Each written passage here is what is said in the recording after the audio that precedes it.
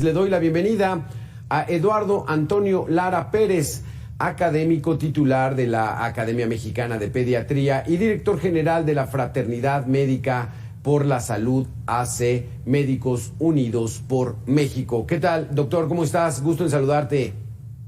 Muchas gracias, Alberto. A tus órdenes, como siempre, un gusto.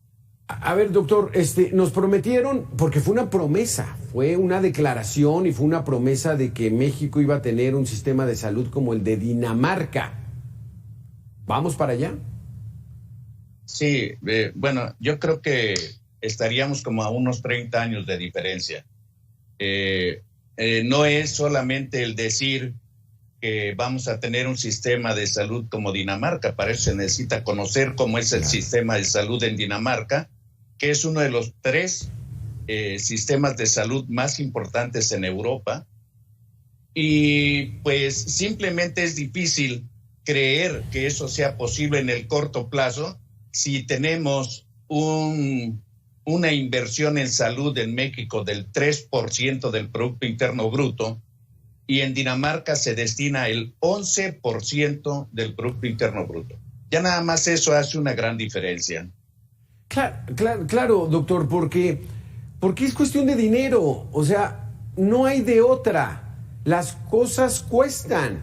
Queremos tener un hospital equipado, pues cuesta dinero. Queremos tener más médicos, cuesta dinero la nómina. Queremos tener medicamentos, cuesta dinero. Y si no le meten dinero, pues ¿cómo? O sea, ¿qué pretenden hacer si apenas destinan el 3% del PIB? Sí, bueno, una parte es el dinero, que ya eso lo hace prácticamente imposible. La otra parte sería que hay que tener una estrategia, un plan, un proyecto totalmente fundamentado, congruente. Por ejemplo, el sistema de salud en Dinamarca es totalmente descentralizado. Eso le da mucha libertad de operación porque la gente en su determinada región es la experta para saber cómo se va a manejar, gestionar, administrar los recursos que se necesitan para ese tipo de población. Eso por un lado. Por otro lado, la formación de médicos en Dinamarca tiene garantizado que el médico cuando sale ya va a tener trabajo. No necesita hacer otra cosa nomás que desear trabajar en el sistema de salud de Dinamarca, que les hacen pasar prácticamente un año para volverlos un médico de atención primaria, y la gente que quiera hacer una especialidad tiene que pasarse 5 años más en la especialidad que quiera realizar.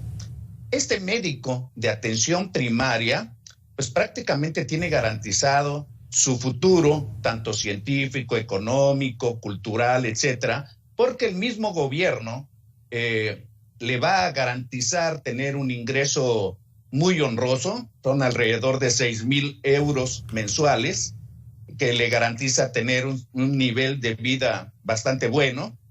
Y quiero mencionar que la educación en Dinamarca, y esto como va ligado, es totalmente gratuita, incluyendo la universidad.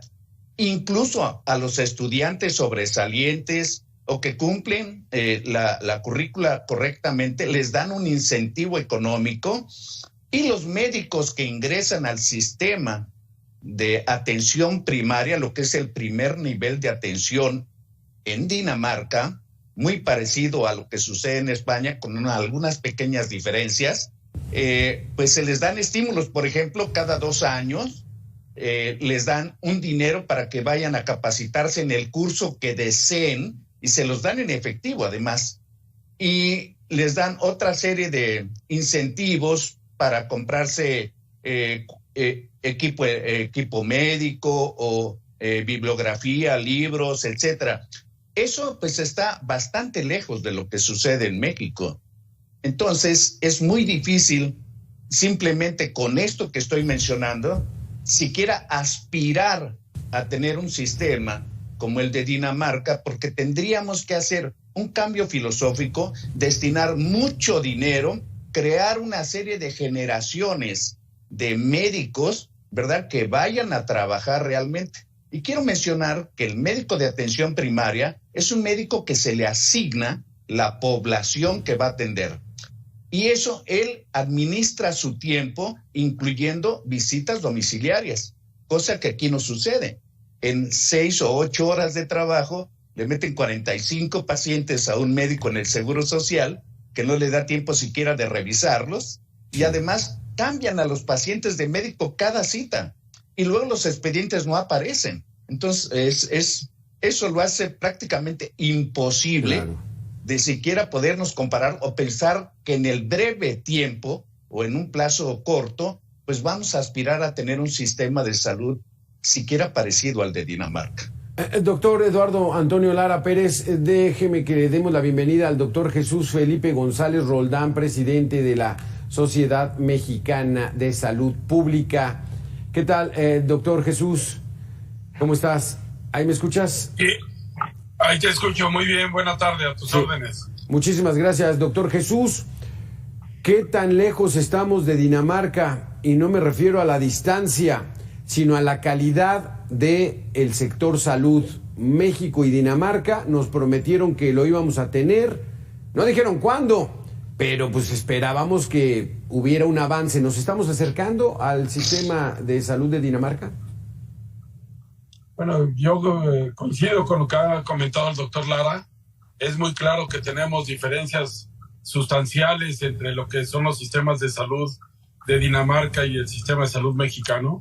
Tan solo el hecho de partir de que el primer nivel de atención en Dinamarca es un sistema privado donde el Estado pone la infraestructura, pero los médicos que atienden en ese primer nivel reciben un pago por paciente visto, mientras que en México, como en España, por ejemplo, también, los médicos en el primer nivel de atención reciben un salario. Y ahí hay una diferencia sustancial en esto. Segundo, la gran mayoría de nuestros centros de salud de primer nivel, centros y clínicas, 80% se ubican en unidades rurales y hemos dejado de cubrir las áreas urbanas. Y fundamentalmente, hoy lo que necesitamos es un crecimiento de la infraestructura de primer nivel en área urbana. De ahí que surjan y que sean tan importantes los consultorios adyacentes a farmacia. Sí. Señalar que hace 70 años la población de México estaba o residía en área rural y hoy el 70% de la población vive en área urbana y por tanto ahí es donde tenemos que reforzar la infraestructura del primer nivel. Sí, porque, doctor Eduardo, ¿a qué se debe que en zonas tan grandes como la Ciudad de México hay colas y colas de gente que quiere atenderse y que los médicos incluso hasta les ponen 15 minutos de atención a cada paciente? O sea, rapidito, a ver qué es lo que trae, vámonos, el que sigue. Faltan, por supuesto, muchas clínicas, muchos hospitales, o ¿qué más falta? Mira, yo creo que habría que explorar también la idea, y basados también en el modelo de Dinamarca. Hoy el consultorio de adyacente a farmacia, ya hay 16,000 consultorios, la mayoría de estos en área urbana, ya dan al día el número de consultas que da el Seguro Social y que da el ISSSTE, y yo creo que sería oportuno también el poder incorporar a este prestador de servicios que reciba la capacitación también en términos de lo que serían los programas prioritarios para el sistema de salud público, y por qué no el explorar el hecho de que se pudiera federalizar y que inclusive se pudiera pagar la consulta diaria que ellos prestan y poder tener un mayor y mejor control sobre estos prestadores de servicio que fundamentalmente apoyan en mucho en la resolución de los problemas fundamentales que son el 90% de enfermedades infecciosas, que es lo que se ve en el primer nivel de atención, ¿no? Exactamente. Sería tu comentario, doctor Eduardo Antonio, ¿qué es lo que falta? Yo creo que lo que ha dicho el doctor González es muy valioso, pero se nos olvida algo. La formación de médicos en México, los médicos se forman en hospitales, viendo enfermos, no viendo personas sanas, y viendo especialidades y con una filosofía hospitalaria que lleva décadas. Se ha perdido el primer contacto, porque antiguamente un médico que egresaba de una escuela de medicina podía vivir de la medicina en su consultorio, donde lo pusiera. Actualmente eso ya no es posible, porque se ha pensado y se ha dicho políticamente que la medicina en México es regalada o gratis, o que la gente puede ir y recibir atención médica sin pagar un centavo, más lejos de la realidad. Y claro que la formación de médicos que estamos sacando es como un requisito para hacer un examen, para hacer una especialidad. ¿Por qué? Porque saben que si hacen una especialidad tienen mayores oportunidades de estar en una ciudad, tener un sueldo seguro y prestaciones, y no dedicarse a la atención primaria, que de por sí está en desventaja con los consultorios de especialistas de manera privada. Considero que debemos de pensar primero cómo vamos a mejorar los sistemas de salud, porque el médico de primer contacto hace medicina solamente curativa, de atención, no hace prevención, no hace promoción de la salud, y es algo en lo que tenemos que trabajar porque todavía incluso las autoridades no lo comprenden. Doctor Jesús Felipe, hace falta recursos, hace falta presupuesto, pero ¿cómo está nuestra infraestructura? También el sindicato afecta, también esas pocas oportunidades que hay para los médicos y aceptar cualquier salario. ¿Cómo andamos en eso? Mira, en México la infraestructura en salud se conforma de alrededor de 25,000 unidades entre clínicas, centros de salud, hospitales generales en un segundo nivel y hospitales de alta especialidad en un tercer nivel. Aquí hay que señalar, y el doctor Lara lo señala de manera correcta, el hecho de que se invierte más en la atención, en la parte curativa, que en la parte preventiva. Y te pongo un dato claro: de cada 100 pesos que se gastan en el sistema de salud público, 90 pesos son para el segundo y tercer nivel y solo 10 pesos para el primer nivel de atención, que serían estas clínicas y centros de salud. Adicionalmente, hay que señalar que en términos de esta diferencia en el gasto como tal, aquí, más allá de que haga falta, y por supuesto que siempre va a hacer falta mayor inversión en salud, es mucho más importante el fortalecer los programas de prevención y el poder consolidar programas de prevención. Y dejar también muy en claro que es en este primer nivel de atención donde fundamentalmente se han basado los programas que han logrado dar resultados en términos de eliminación y erradicación de enfermedades, dado también, por ejemplo, los programas de vacunación. Entonces, el médico de primer nivel sí participa en acciones preventivas, pero fundamentalmente también hay una carencia de repente de insumos o de oportunidad en el abasto de insumos. Y creo que aquí es muy claro que también el arsenal o el equipamiento para este primer nivel de atención, pues no pasa más allá de 200 medicamentos que se requieren para un primer nivel de atención, sobre todo en analgésicos, en antibióticos, en lo que sería el medicamento para las enfermedades infecciosas, y también consolidar la atención de las enfermedades crónicas no transmisibles en este primer nivel de atención. Hay ejemplos claros en México donde, por ejemplo, en Guanajuato, el 50% de los pacientes que tienen diabetes son controlados en el primer nivel de atención, y con eso se evitan complicaciones que van a generar un gasto mayor en un segundo o en un tercer nivel si un paciente con diabetes no se controla de manera adecuada. Y son cifras que inclusive nos ponen por arriba de lo que sucede en otros esquemas en primer nivel, que en la atención de enfermedades crónicas, donde el éxito terapéutico es de alrededor del 40%, por ejemplo. Sí, doctor Eduardo Antonio Lara, con toda esta situación, esta problemática, algunos ya médicos, algunas instituciones ya están perdiendo un poquitito la sensibilidad y ya no batallan tanto por mantener saludables a los pacientes y ya mejor, pues, el que sigue. ¿Llegamos a ese nivel ya? Yo creo que todavía no, afortunadamente, pero yo quiero respaldar lo que dice el doctor González, porque el muchacho que sale de la escuela de medicina y muchos médicos que tienen años haciendo medicina de primer contacto desconocen la Cartilla Nacional de Salud, que es un documento maravilloso, que no es de vacunación. Ahí están las vacunaciones que se hacen en la Cartilla Nacional de Salud.